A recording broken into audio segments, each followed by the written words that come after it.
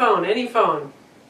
But seriously, I'm Lisa from Mobile Tech Review, and today we're going to do a smackdown of 4 top Android phones on AT&T. We have the Xperia Ion here, we have Motorola Atrix HD, we have the HTC One X, and the Samsung Galaxy S3. Can't decide which one to pick? We're going to help you now.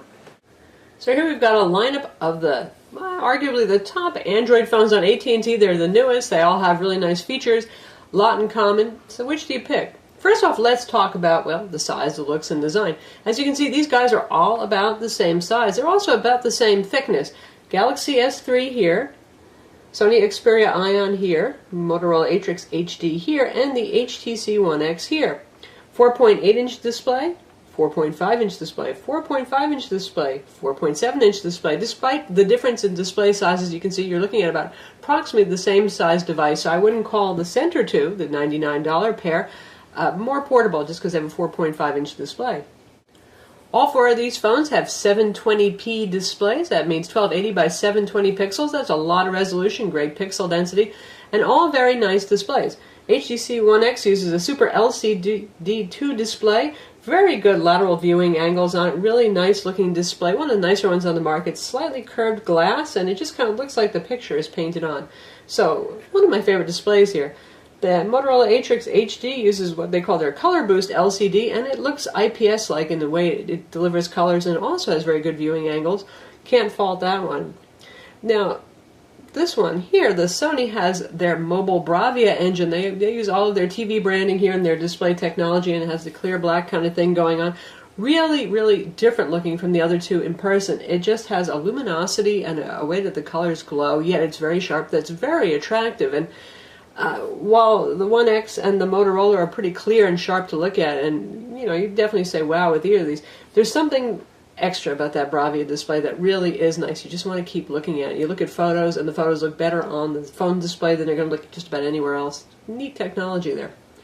And lastly, we have the also 720p display on the Samsung Galaxy S3. That's a Super AMOLED HD display, not Super AMOLED Plus, which means it still has that pentile matrix, and you know how some folks rag on that because it has fewer subpixels, and indeed it does look a little less sharp. Of course, it has those hyper vivid colors. The color gamut of that display is way wider than what the human eye can even see, which is why colors look very bold, very saturated, or perhaps even oversaturated.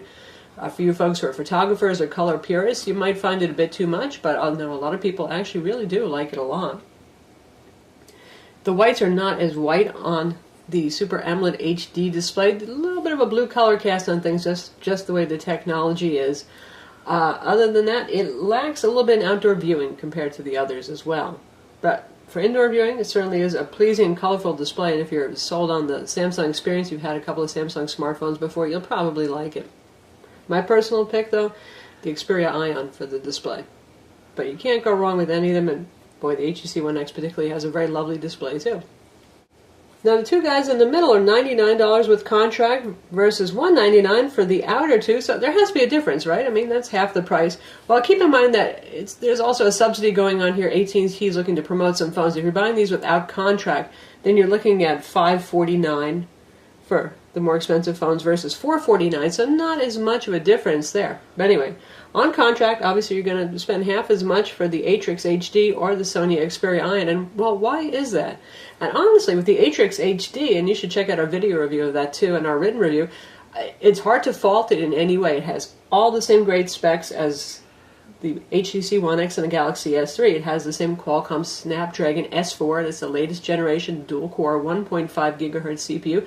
Benchmark's about the same, around 4,700 or so on Quadrant versus closer to 5,000 on these two, but that probably has something to do with software optimization. Honestly, us humans can't make these phones do anything slowly. They're very fast phones, so I wouldn't say you can really feel the difference between a 4,700 and a 5,000 on Quadrant.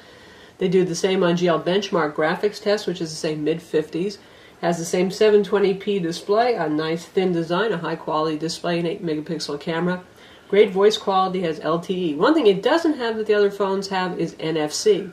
Right now, because there's really not a whole lot you can do with NFC in terms of mobile payments, that's not real hardship for anybody, and I'm not sure. I would say probably that's not why AT&T is pricing that low. They're just doing it to try to get some customers. So certainly you're getting a lot of phone for the buck here.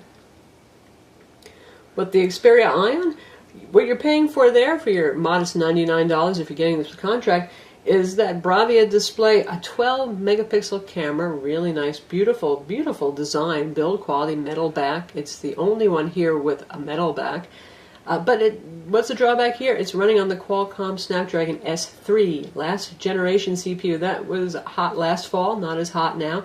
Again, it's still pretty fast. I mean, it's going to run games really well, do web browsing, and I don't use it and say, oh my god, what a pig this thing is. But there's at least a reason why that would be $99. And also, it's the only one still running Gingerbread, Android OS 2.3. Now, it will get Ice Cream Sandwich. Sony has said that, and AT&T has said that, so we don't know when, though. The others are all running Android 4.0 Ice Cream Sandwich, which is pretty much the latest and greatest available on phones right now. Yes, Jelly Bean Android 4.1 is out on the Nexus 7 and is a download for Galaxy Nexus phones, but there is no phone shipping with that because it just barely popped out from Google. If we take a look at the design and build on these guys, well, you know, HTC, they made a big deal about their polycarbonate unibody design, and it really is beautiful. This phone is available in a dark gray or in this white, and it has that kind of soft, non-glossy finish, just like the Nokia Lumia does. A little glossy on the sides, probably to avoid having it get too mucky. It's my personal phone. I've been using it for months. It's still just as white as ever. I don't do anything special to keep it clean, so that works. So it's very modern. It's distinctive. It's a good-looking phone. It is polycarbonate, which is a glorified kind of plastic, basically, though, but it's very durable, and that's something to be said for it. The Atrix, Gorilla Glass on the front, a little bit of bevel, and it has that Kevlar back here, which feels really nice and looks really cool. Gives you a little bit more water resistance, a little bit more ruggedness, and the sides here are basically polycarbonate too. Looks a lot like the Razr. It's a good-looking phone, also available in either white or dark grayish black. Unibody design as well. The battery is sealed inside. The Xperia Ion, now this guy looks a little bit more minimalist and classy, typical of Sony's higher-end designs. Very clean front face, capacitive buttons over here that are a little bit fiddly. The other guys have easier buttons to use, but good-looking phone, slim, small controls that work well, dedicated camera buttons, since this is, well, a high-end imaging phone. Nice metal back here. Just looks and feels like a nice high-quality piece. Top here comes off to reveal the micro SD and micro SIM card slots. So, good-looking phone. Probably from a material standpoint and cleanliness of design, the Sony Xperia Ion would be the winner. Lastly, we have the Samsung Galaxy S3. It's also made of polycarbonate, but you wouldn't know it because they put such a glossy finish on it. It looks pretty plasticky. You know, I picked on them when I did my full review of this phone. It doesn't look quite as high-end. Shines like a mirror. This is the blue version. There is also a white version, and we'll show you that. And here it is in glossy white. And the front is also white to match. So, while I picked on the way the phone looks a little bit, kind of that cheap, shiny Samsung plasticky look, it has one special feature compared to these other phones. This is the only one that has a removable back, and you can actually access the battery on it. So you just yank that off like so, and there's your micro SD card slot, your micro SIM slot, and your battery. Here you can pop it out and put it back in. You can put a spare in on the road. 2100 milliamps, so this has the highest capacity battery of all too. Sony Xperia Ion has 1900 milliamps sealed inside. Motorola Atrix HD has a 1780 milliamp battery sealed inside. HTC One X has an 1800 milliamp battery sealed inside. Typically, I've found that with the Samsung phone, I get about, maybe 40 minutes longer runtime. So that's what you get for those extra milliamps. And that's not so significant as the ability to, well, swap in a battery. So you don't have to carry external little charger bricks with you or run to outlets. If you're the kind of person who's using this on the road for business, you travel a lot, you're away for outlets, certainly you still can't beat having a battery that can be swapped in with this fresh one when you need it. So for appearance and materials, I give the Xperia Ion the top rank, followed by the One X, and then, well, between the Atrix and the Samsung, it really depends on the kind of look phone you want. But for battery, not just for battery life, but for the ability to swap in a spare battery, the Samsung Galaxy S3 is the winner there.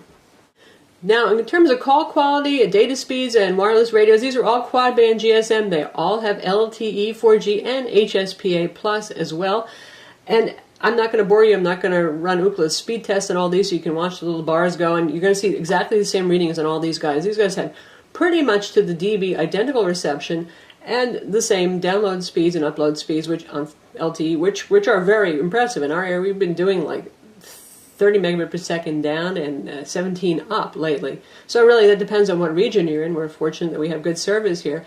But you're looking at identical data speeds, identical reception, and call quality on all of these is really excellent. Top call quality. You can't go wrong with any of these phones for conversations.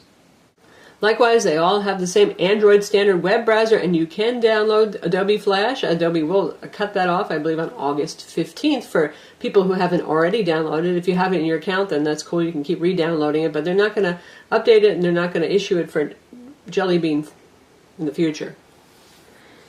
Browsing experience and all these is pretty much the same. Honestly, the Ion may have a slower CPU, but really it's not affecting the rendering speeds at all because they're all more than fast enough to handle that. And likewise, Adobe Flash performance is good.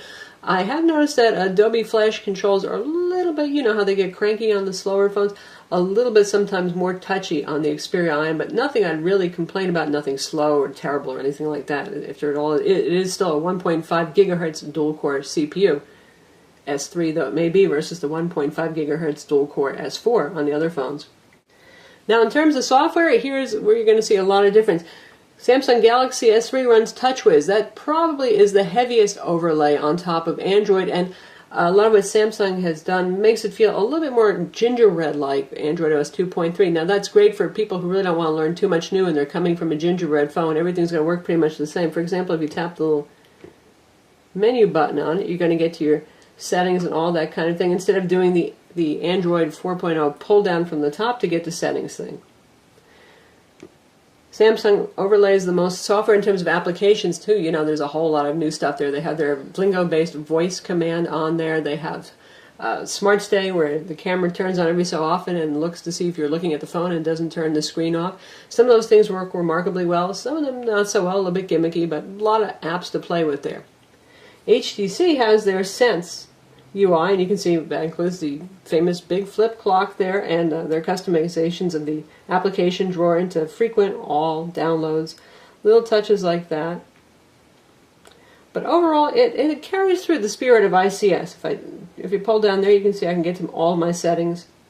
They've skinned over it. They've made it maybe a little bit prettier, that kind of thing. So you've got some skinning on top of there. That's called midweight scanning. Now Motorola, they went really lightweight. Other than their usual square icons here, this is ICS 4.04. It's very clean and very true to the ICS interface. Very basic also. You just pull down there, you get your notifications, you get the standard looking ice cream sandwich kind of settings. You look at your application drawer. It's just straightforward, and you've got your link to your widgets over here into the Google Play Store. So for those of you who like a really clean Android experience, well, the Motorola would be it. The only thing that they've done that's really different was that they've added their smart actions, which are pretty handy based on your location or time of day. The phone can do certain things like turn down how often it's checking email, change volume settings, that kind of stuff. And the home screen is interesting. You start with this one home screen over here, and there are no more unless you want to add them. If you swipe to the side and you have an ad in there, it says, do you want to just put another plain home screen there, or do you want a template based on icons or widgets or something like that? So it's kind of interesting versus some of the phones that give you like 7 home screens, and you're forever swiping back and forth and trying to figure out where some icon went to. If you don't need that many, you don't have to have that many. So that's one of their customizations. And this guy here is still running Gingerbread, but again, not too much of an overlay over here. We've got our little icon launcher over here. We have your fairly standard made translucent, which is actually pretty application launcher. And Sony has really not done too much to change it, which is fine. I like it. It's clean. It's lightweight. It probably won't be as much work for them to upgrade it. But again, you got Gingerbread here until the ICS update comes out. And for those of you who are just thinking, well, that's just too old for me, well, there it is. When it comes to controls here, we've got capacitive buttons. It's very hard to see on the Samsung unless they light up, which can drive you a little crazy until you know where they are. Physical home button that presses and clicks. It's a little close to the bottom edge, so I find I tend to accidentally flip the phone out of my hand sometimes when I'm pressing and squeezing on it, you know. Here we have capacitive buttons. Now, Motorola is the only one that goes with the straight ice cream sandwich kind of design, where we have the software controls at the bottom. So we don't need the capacitive buttons anymore, and there are no capacitive buttons. And HTC keeps those capacitive buttons. So I won't declare an absolute winner here. Obviously, Sony is at a disadvantage because they still have Gingerbread on the phone right now. Might change my mind when they come out with ICS, but for right now, that's a little bit of a hurt there. And beyond that, it depends on what you like. Some folks really like a lot of customization from the manufacturer, little value-added, convenient things, the applications that can be more powerful and interesting than the standard stuff, and others you just despise that and want something clean. I will say, if you like a lot of custom applications, some innovative stuff, Samsung Galaxy S3.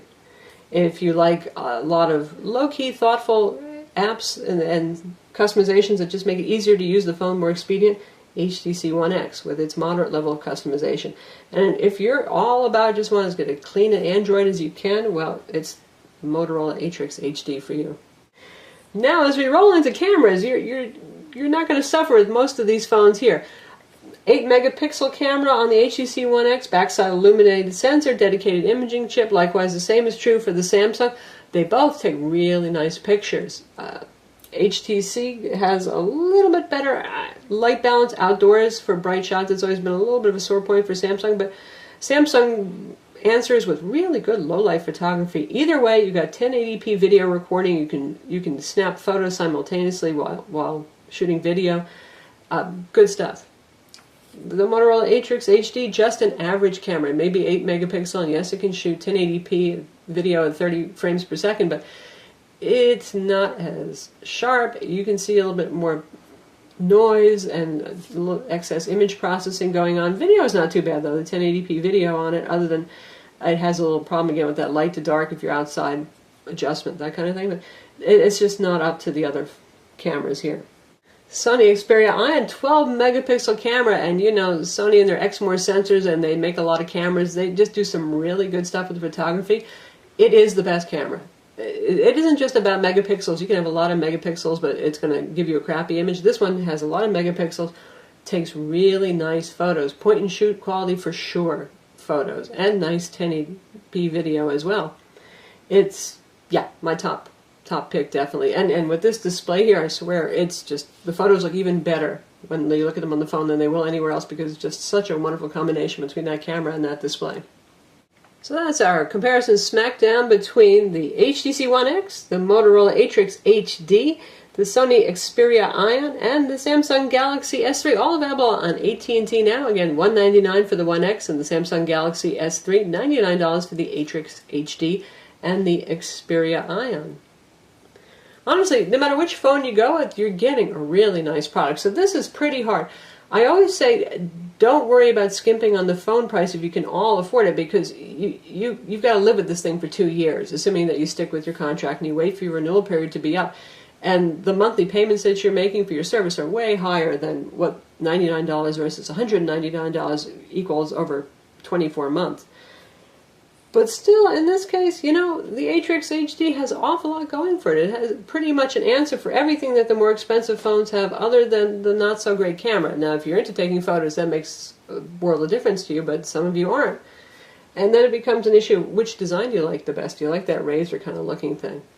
Do you like the ruggedness of the Kevlar back and the Gorilla Glass on the front? And with the Xperia Ion, I know it runs Gingerbread at 2.3. It has an S3 CPU, so, you know, those are a little bit let down. If you're an enthusiast, you're not going to be too thrilled about that. If you're more normal Joe average in the store, Jane average looking at the phone, though, you're going to say, man, what a gorgeous design, a metal back, such a nice screen, and look at that camera. So it has a lot of selling points, too. And if you're really into imaging and you like a stylish metal phone, well, there's something to be said for the Sony Xperia Ion, too. I'm Lisa from Mobile Tech Review. Don't forget to watch our video reviews of each of these phones, and we have a Smackdown that does more detail just between the HTC One X and the Samsung Galaxy S3 if you're interested in that as well, and we have written reviews of all these phones. And don't forget to subscribe to our YouTube channel.